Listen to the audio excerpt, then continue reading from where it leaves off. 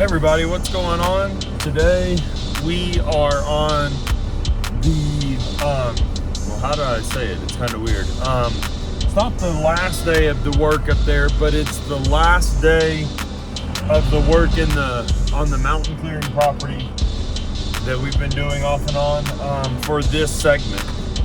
There is more work that we'll be doing in the future. We got a lot of work done actually, and man, that little center articulating PT 425 by PowerTrack has just been amazing. Unfortunately, we do have a hydraulic wheel motor that has a seal that's going bad on it. It's starting to leak hydraulic fluid, so we've got to fix that. And we found out that I tried to it's got the Kohler CH 740, 730 motor in it, the OHV 25 horsepower, and we found that the carburetor on it is a Kian, but it's a weird carburetor. I don't know what the deal with it is, but the jets aren't normal. The jets are kind of the main jet is like pressed in or something. I've got to figure out what to do about that. I looked at, because we were going to put the high altitude kit on it, because we often we're always above 5,000 feet. And the kit's from 5,000 to 9,000 or 5,000 to 10,000, something like that. And so we were going to put that on there, and Kurt went to put it on and realized that he can't put the jet in. So I've got to figure out about that. So I looked at buying a different carburetor, and unfortunately, thing with that is that they're like $500 or $600 or something like that, $400 to $500 for those that go on that Kohler engine, unless you buy an Amazon one, and I don't trust the Amazon ones at all, so that's not happening. I was also supposed to have my truck worked on this morning, and I totally forgot about that. They're gonna put new headlights in because these are so foggy and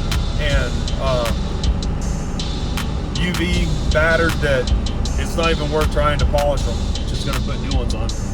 And the dash, because this is a 2002 and the dashes of these trucks are so brittle. This is a Dodge 2500. I don't know why Dodge continues to use such junky plastics, but they're so brittle that every time you take a dash out for something like this, you have to assume that it's going to break it when it's this old. So we are putting in a new dash to replace this dash, but I just totally forgot. I've got all the parts, just didn't think about that aspect of it. So yeah, now I am on my way to pick up the skid. We got to get the material bucket and the root grapple loaded in on the tilt deck, as well as on Kurt's, which hopefully he's already got that stuff loaded, and all I have to do is pick up the load and go. We'll see. There's often where we've got to run to, there's often State Patrol and CDOT. Hopefully they don't give me a hassle, because no matter how hard you check, a lot of times they find stuff that you didn't find, and that's never fun.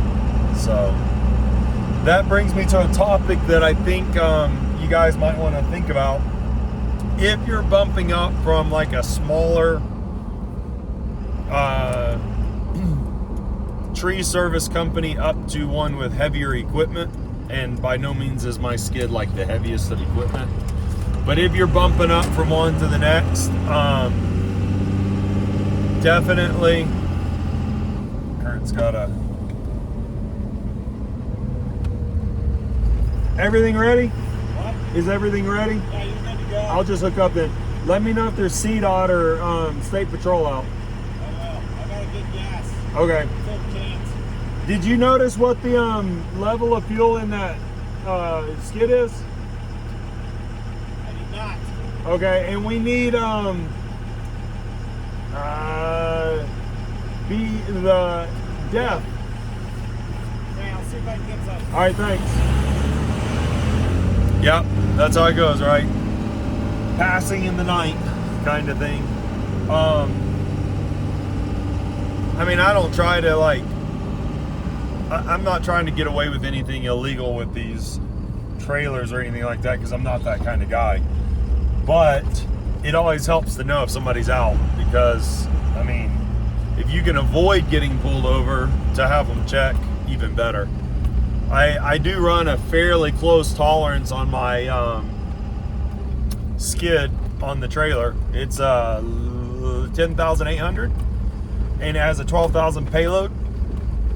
So you're talking about 1,200 pound variance between skid. Well, let me rephrase that. It's 10,500. That's what it is. 10,515. And then it's got a 1,200 pound grapple. So that's 11,800 or 700. And it's a 12,000 pound payload. So it's legal. It's just close. And close is never fun at all. So we got to get this guy hooked up. And I mean, I didn't even have the option of another trailer except for one that was CDL, and I'm not CDL. So and like way more money than what I currently am paying, so or than what this one currently costs. So let's try to get this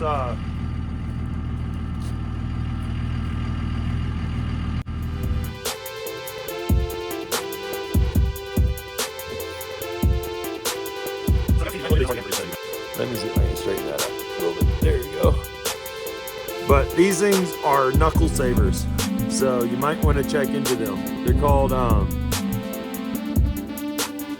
Pinwiz, and it's got a tab. You just grab it with your fingers. It's so nice when you have to swap it.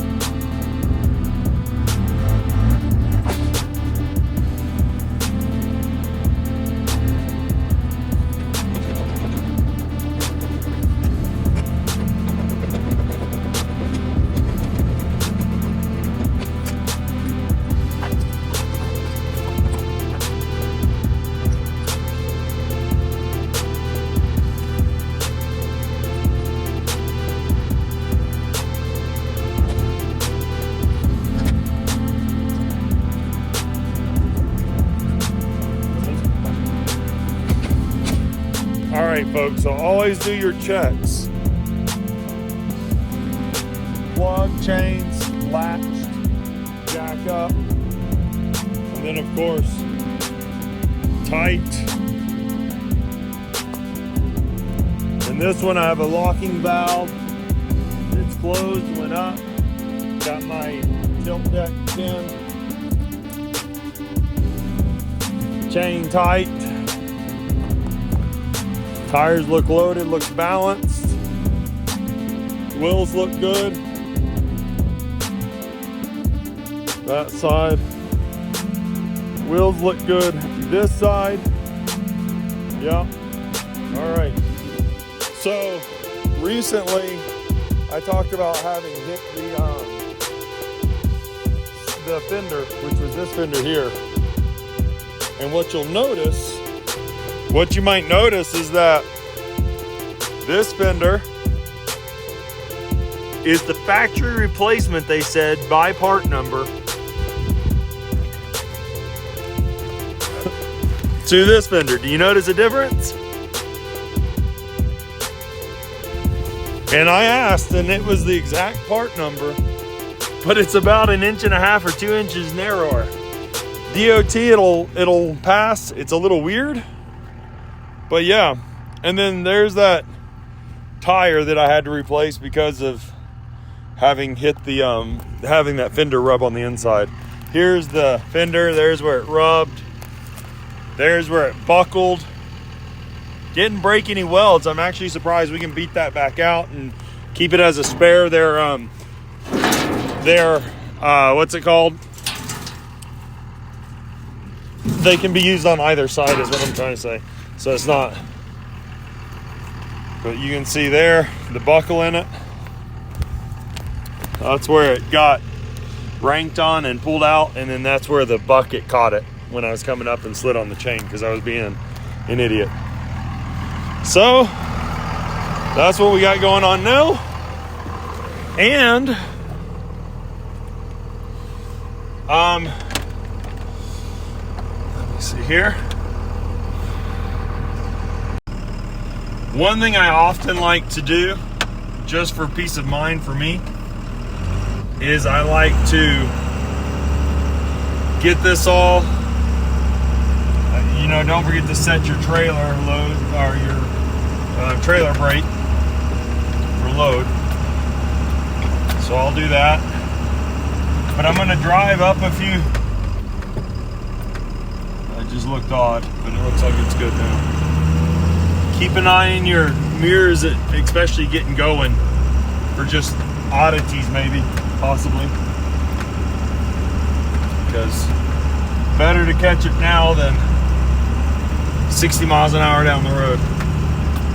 And then I like to stop. See, I have no trailer brakes, so I'm gonna set my trailer brake. If I can get it to, my trailer brake is kind of not working recently. I gotta check some stuff. Well, that was weird. That's why I checked stuff. My trailer brake was giving me a hard time, and now it's finally working like it should. So, and when you're hauling a trailer like this with a skid like that, you don't want to be running without trailer brakes. So got that fixed. Another thing I always do is keep some what's it called, contact cleaner and contact grease on me, because stuff just gets dirty, it gets corroded, it gets caked up, and therefore it's not ideal. And so I'd rather have stuff to clean it out and make good contact.